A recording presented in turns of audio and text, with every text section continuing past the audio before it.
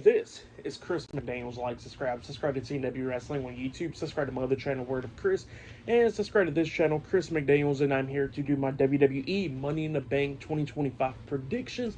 So let's go ahead and talk about Money in the Bank. Now, the first match we're going to be talking about, it will be Rhea Ripley versus Stephanie McMahon versus Julia versus Naomi versus Alexa Bliss versus Roxanne Perez in the women's Money in the Bank ladder match. Now, this match got the potential of being match of the night because the women's Money in the Bank ladder matches are usually the best matches at the shows. So this one definitely got the potential of being match of the night right here. Now I'm going to break it down a little bit.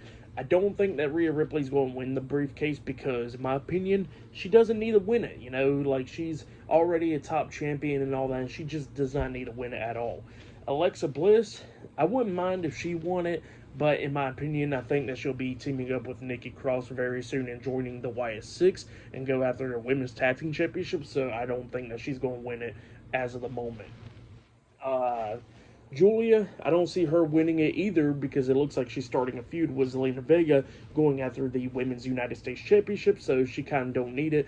Now, I'm down to 3 picks necessarily. My number 1 pick is Naomi because Naomi has been doing really good with her heel turn and everything, with the character and all that stuff. So I'll say Naomi is my number 1 pick. If I got to choose 2 more other picks, my second pick will be Stephanie McMahon because she's been doing some really good stuff. And my third pick will be Roxanne Perez, even though it looks like she'll possibly be starting a feud with Liv Morgan.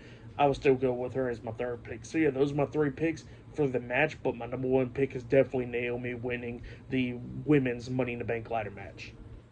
The next match we're going to be talking about, it will be the WWE Women's Intercontinental Champion Lyra Valkyria versus Becky Lynch, one-on-one for the Women's Intercontinental Championship. Now, this match definitely got the potential of being match of the night as well, because these two women had some great matches in the past.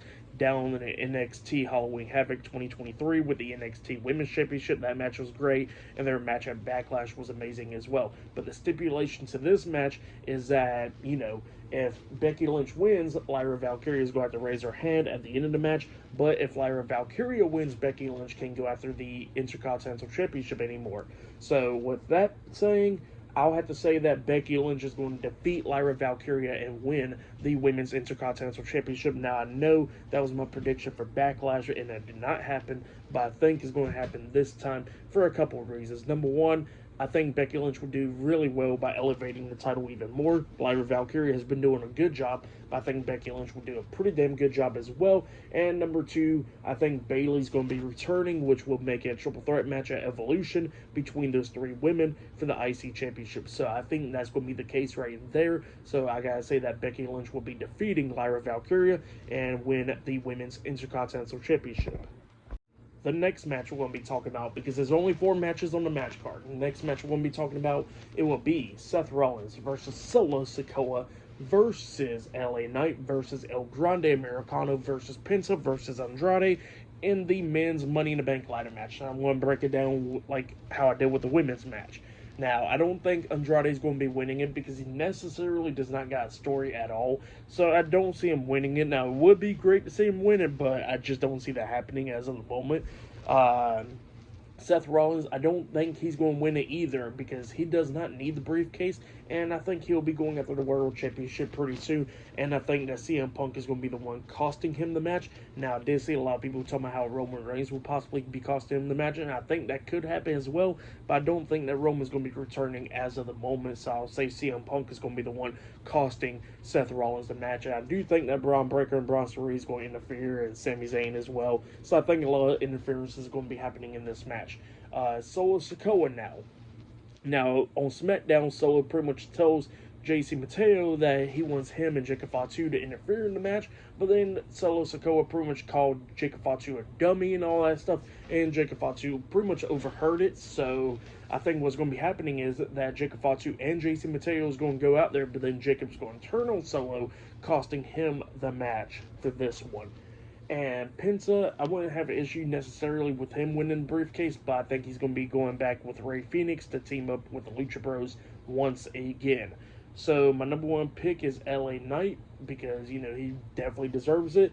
My second pick was El Grande Americano because I think it's just going to be pretty damn funny if he won it. Just imagine El Grande winning and then Chad Gable cash in. I think it's going to be some funny stuff. But I'll say that's my number 2 pick, and my 3rd pick will be Penta for this one.